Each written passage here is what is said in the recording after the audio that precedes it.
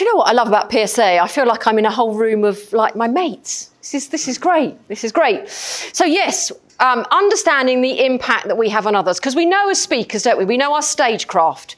We know that we need to be grounded, or when we walk with purpose. We project our voices. Can you all hear me at the back? Yes. Marvellous. And we use the great pause when we need to. And that's amazing when we're doing our keynotes and everything. But actually, what about when we've done a keynote and then we're going to go out and have conversations with people? We're going to go to the coffee place out there and we're going to think, oh, I need to have a one-to-one. Or maybe I've got a new coaching client that's coming on board. Or I'm going to work with somebody that I don't know. How can I really adapt and flex myself to get the best out of them? Because I can't change any of your personalities. Yeah, you are who you are. But what I can do is understand your personality so that I can flex and adapt my personality to get the best out of the relationship. Yeah, so that starts by looking in the mirror. Okay. Now, I use what's called the DISC system, but these profiling tools have been out for actually thousands of years. Yeah, not just hundreds of years. We could go back in history to Empedocles, and he talked about 4 elements: earth, air, fire, and water. We know the impact. We've all heard of that, have we? Yeah, okay. And then even further back to Hippocrates in 400 BC, who actually ever knew I'd be standing up doing a history lesson? I didn't. And he talked about the 4 fluids in your body: blood, black bile, yellow bile, and phlegm. This is a PSA conference. You'll probably find in my body is gin, tonic, whiskey, and wine. Actually, no, don't let me drink the wine. I can't do the wine. But there you go. So that's like way back in history. They've always talked about it. And then you come to the modern day of profiling tools and what's been used. And in the early 1920s, a gentleman called Carl Jung coined the phrase introvert and extrovert. He talked about the psychological, the feeling, the emotional. And then a little bit later than that, 1928, a gentleman called Dr. William Moulton Marston, he published his studies of the emotions of normal people. And everyone back then thought, why would you study normal people? You can't sell them lotions, potions, or half an hour on a therapy bed. But that is what he did. And he and his wife were also accredited with the polygraph, or commonly called the lie detector. And what I didn't know until I was studying him is that he also invented Wonder Woman. I mean, she is my superhero, not for my love of Spanx. Yeah, but I grew up in the day of Linda Carter. And who remembers Wonder Woman? And her lasso of truth, didn't she? She had the lasso of truth. And she put the lasso around the villain. The villain couldn't help but tell the truth. The link to the polygraph, the lie detector, coming back to the studies of the emotions of normal people. So there's the history of it all. And like I said, there's lots of other tools out there, but I just use the fundamentals of DISC.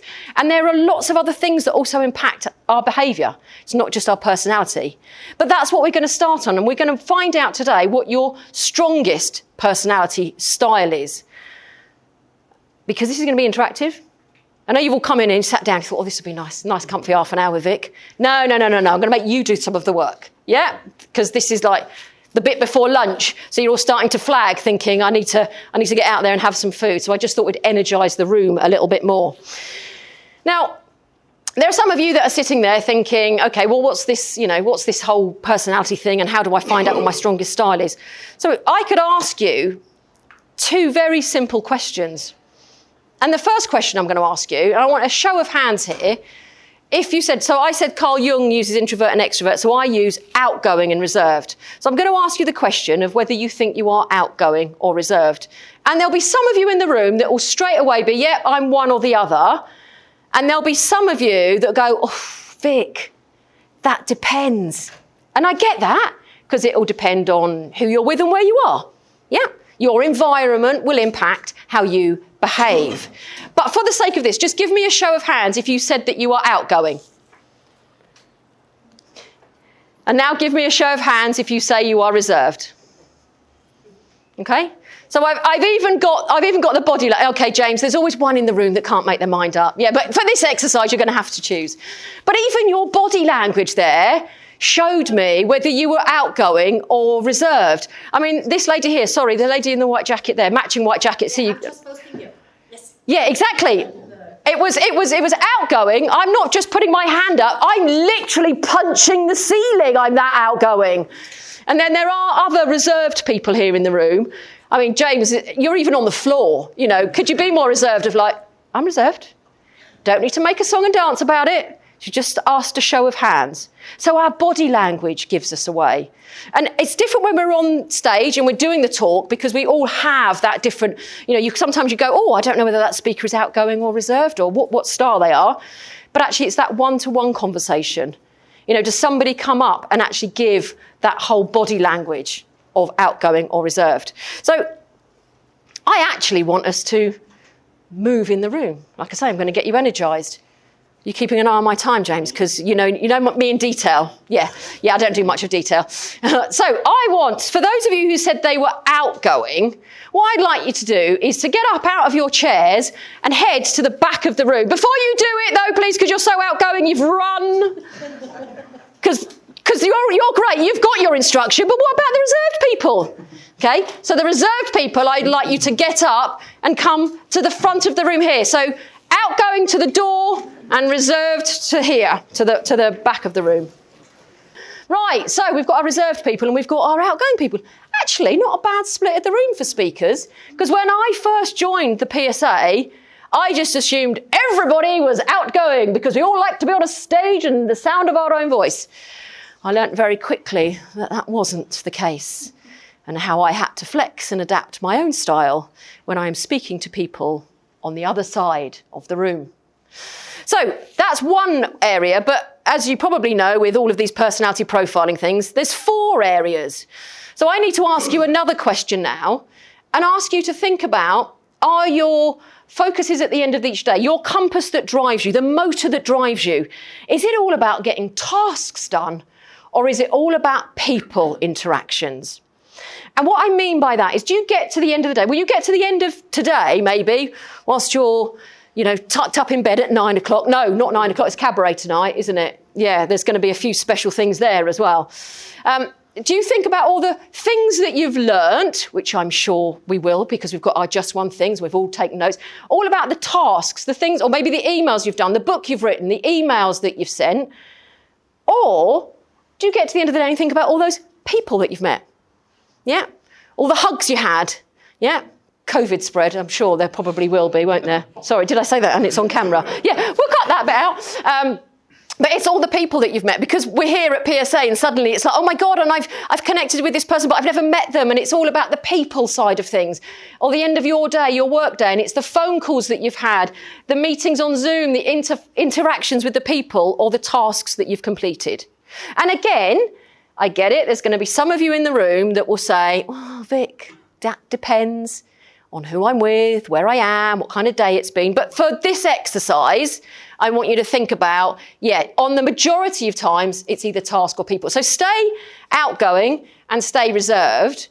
If you are task focused, I want you to be on that side of the room.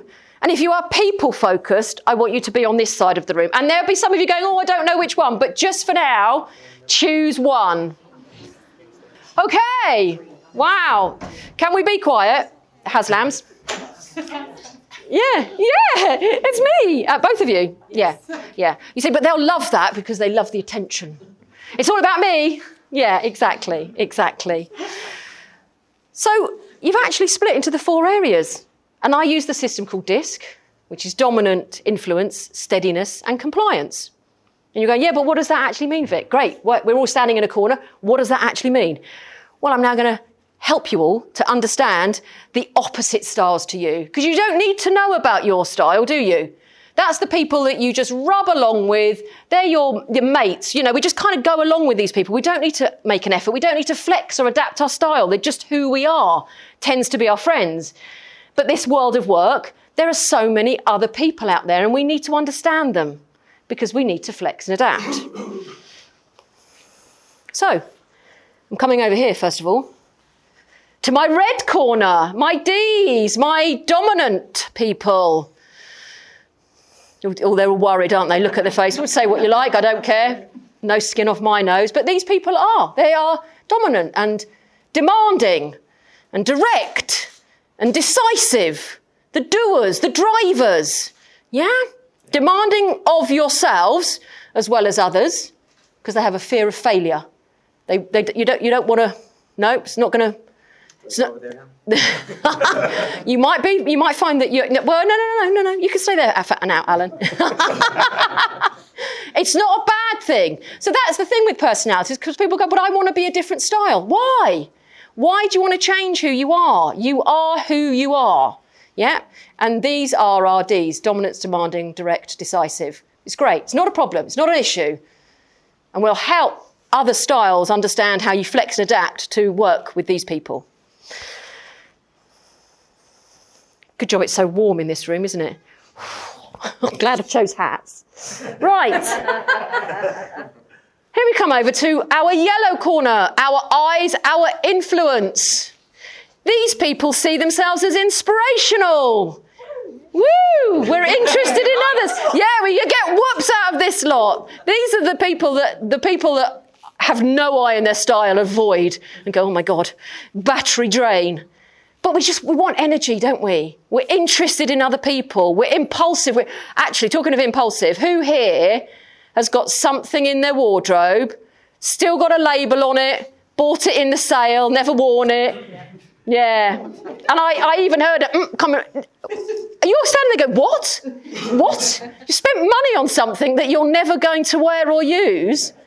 Yeah, but it's just us, isn't it? We're impulsive. It was great. Yeah. We're influential though, yeah? And that's just the way we are. But what we have is a fear of rejection, isn't it? Yeah? Like we've lost one Instagram follower, I need to find out who that is. But what we're thinking of is just like, I don't want to upset anyone. I want everyone to like me, I want everyone to love me, and I don't want to upset people. But what we need to do is that not everyone is like us. So sometimes when we're dealing with people who are opposites, we need to flex and adapt, rein it in, basically, so that they actually do like, enjoy being around us. Yeah? Eyes, influence. Yeah. It's okay. I'm coming back to you. Don't worry. I haven't left you. I will be back. Yeah? I promise. Okay. And it'll all be about you. Yeah? Yeah? Yeah? Oh, that's the exhausting corner. Right. Now we are coming to greens, our S's. Our steady corner. This is the corner of stability. The sensitive corner. And I don't mean sensitive, how is it? Oh, ouch, that hurt me. But these are the ones that are sensitive to everybody else's feelings. Sometimes you put everybody else before yourself. Yeah. But you like things in the status quo.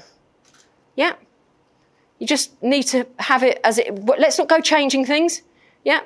Not for change's sake. I don't like any of that. I just want everything to be nice and normal and steady. And actually, whilst we're on the people side of things, we perhaps like it a bit quieter on this side of the room. Yeah. So if the whole room was filled with all the outgoing people, these are all the people you'll find in that Rover suite getting some attention. Yes.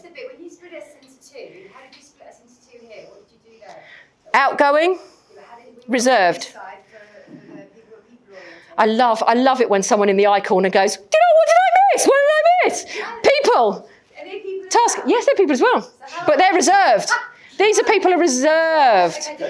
You're outgoing. No, but that was perfectly. So no, we didn't actually plan that, but you've just perfectly explained how eyes just don't listen all the time, sometimes. And Lisa's loving it because it's actually about her and the attention's on her. Bring it on! About me! These guys don't like change. These guys and girls, ladies and gentlemen, all of us, PSA members, we don't mind change, but change for change's sake, no. Take us on a journey to deal with change. Yeah? Yeah? Whereas they're over there, they're standing there going, no, just change it. Just change it. So we'll understand in a minute what it means to be opposites and how we can communicate. And then finally, over here, I'm coming to our blues, our C's. Conscientious. This is the corner of correctness, Glad to see Mr. Dave Henson in this corner as he does my slides. It's exactly why he does my slides, because mine suck. But it's about being consistent. It's about being careful. It's about being cautious. If a job is worth doing well, it's worth doing well and correctly, isn't it? Yeah. So just very quickly, they're a bigger group, yeah, but there's a middle. They can't stampede across. I'm just going to ask one thing about emails. How many times do you read an email before you send it? Never. To check it for spell typos? No? Every time. Every time. As you hit send? Yeah. As you hit send, yeah. Okay, I'm just going to ask, how many times do you check an email before you send it? Every time. Multiple. Maybe twice. Maybe twice? Yeah. More than that sometimes? Important documents going out? It can go out with misspellings. It can go upwards, yeah, it can go upwards. Vic, can I say I do? Because I sent one out and it had the autocorrect like it did on my phone, and it said some rude words that people would misconstrue, and they did, and it had sex and stuff. So Oh, that's not good, especially when you misspell count as well. It's really not good. Yeah. By being an accountant who misspells it. You've never done that. Oh, Delia, I'm shocked. Well, actually, that's also a prime example of a yellow there. They're storytellers. Yep, so when there's something going on, they have to join in and tell you a story about when they did it. So, thank you for that, James. Again, not rehearsed at all. But our correct, these guys as well, by the way, they have a fear of criticism without validation. Yeah, so don't criticise this team, this area, unless you've got backup. Because by bolly jolly bottoms, they've got backup. When you send that email, someone does it, and it goes, oh, well, I'll just follow it up with an email. And you're just like, why? I'm going to just bin that. They're the ones that keep it. And they're the ones that throw it back out when there's something to... Yes, wasn't it? Keep that email. Right. We'll have to take the hats off because they're really, really hot. Whew. So, that's our four corners. But what does that matter? You've told me about me. You've told me about the different stars. What does that matter? It matters when you're talking to someone who is a polar opposite to you. So the polar opposites being the D's and the S and the I's and the C's. But you've probably thought as I've walked around here, well, yeah, but some of those other things you said, Vic, were a little bit like me. Like Alan, you were just like, oh, can I get over there now? So this is your strongest style, but I want you to find out what your second strongest style is, because then that will really help when you're talking to somebody who's different. So we're going to do that by pointing. So I want you to just all put your fingers up in the air. Just one, pointy finger. One pointy finger. And when I tell you to, what you're going to do is you're going to point to the group, the area, the letter, the D, the colour that you thought also described you best. Yep, so you're in your strongest style, but then there's going to be another one that you think, actually, that's going to be where I would put myself second. Yeah, do you get that? Yeah, they're all just looking at me going, just let me point. None of you are actually doing what normally happens and there's a little sword fight going on somewhere. Or someone's singing, this little lad of mine. That. This lovely group over here are going, it's rude to point. I don't want to point. And this group over here are going, seriously, 2 questions and you want me to make another decision. This is just not enough information. But I want you to. So when I say go, I want you to point to the other group that you thought most described you. Go now. Okay. So most of you are pointing to a group to the side. There is a few of you pointing across the room, I can see. And they're probably the ones that maybe, an internal conflict happens with you. But it's nice to see that you're kind of pointing across. Okay, you can put your fingers down. Thank you very much. So what does it mean when we're communicating with people? Let's just talk about asking a question. I don't want to say networking because, that's just a rude word, isn't it? Networking. We're just opening up and having conversations with people. So this side of the room are outgoing and this side of the room are reserved. So what's our thought process? How do we think? If somebody asks us a question, how does our thought process show up? They just verbally vomit it at you, don't they? Yeah, out it comes. You've asked me a question, out it comes, here's the answer, it's done. Yeah? And we just love it. We just love it, don't we? But these people, their thought process is internalised, isn't it? You are going to internally think about the question that you have just asked them, and then they're going to give you an answer. A week later. Not quite a week later, but you've absolutely nailed it though. Because what it does mean is there's going to be something called silence, which you don't need to fill, but you will if it's too long. And you'll probably reframe that question and then verbalise it again. Yeah? And then this lot are thinking, well, hold on a minute, you haven't given me a chance to answer. Huh? Yeah? And now you've asked it again. Dare you do it a third time, you've lost them. You do it a third time and they're just thinking, what is even the point? Yep, let me go and talk to someone else. This lot are exhausting me. So what can we do to help each other to understand and give away what our preferences are and how we want to communicate?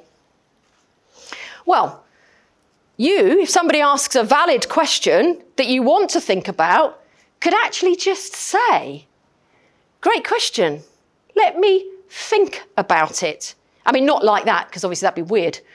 But, great question, let me think about that.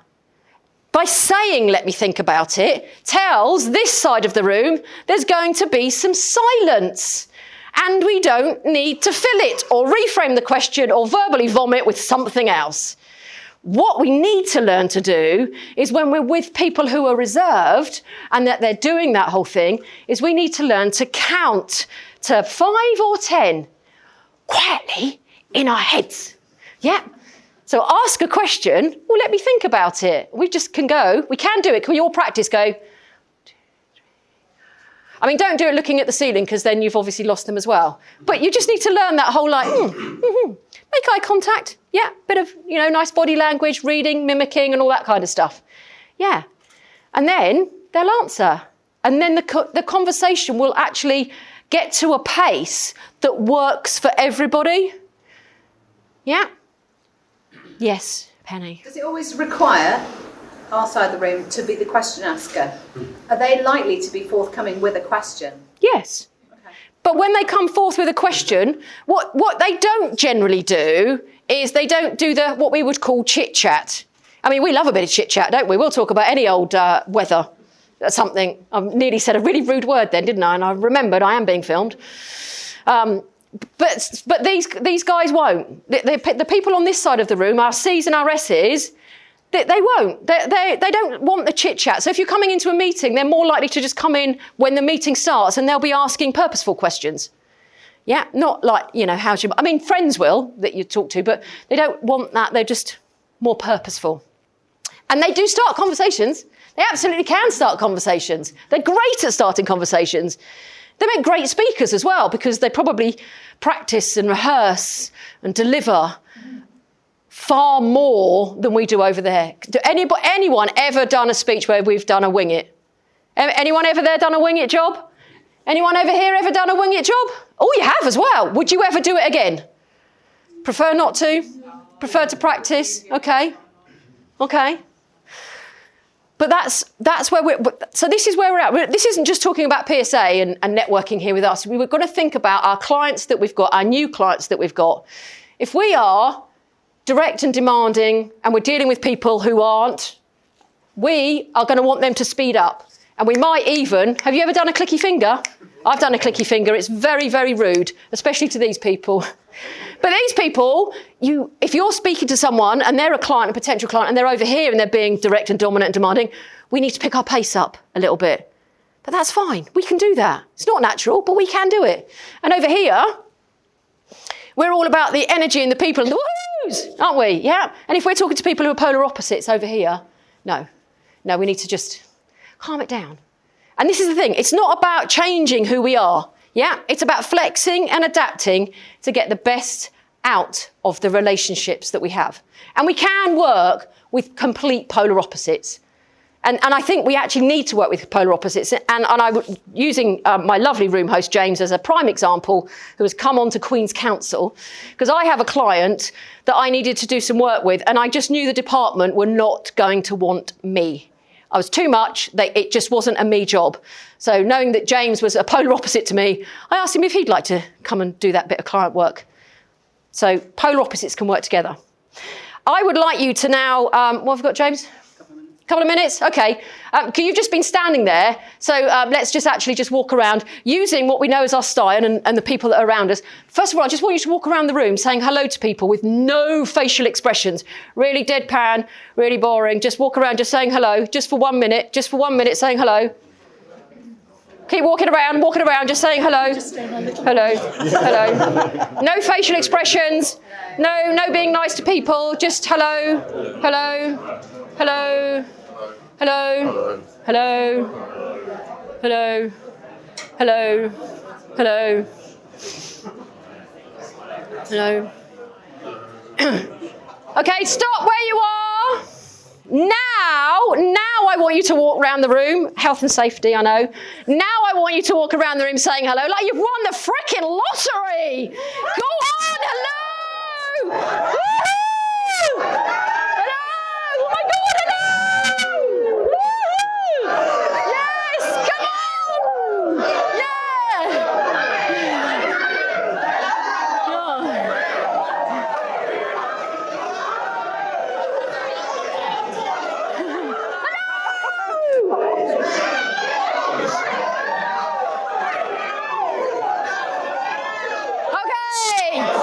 If you can hear my voice, clap once. If you can hear my voice, clap twice. If you can hear my voice, clap 3 times. Thank you very much for that. So I'm going to stand here. Thank you for being part of this. Raise your right arms. Raise your left arms because you've been part of the show. Give yourselves a round of applause. Thank you very much.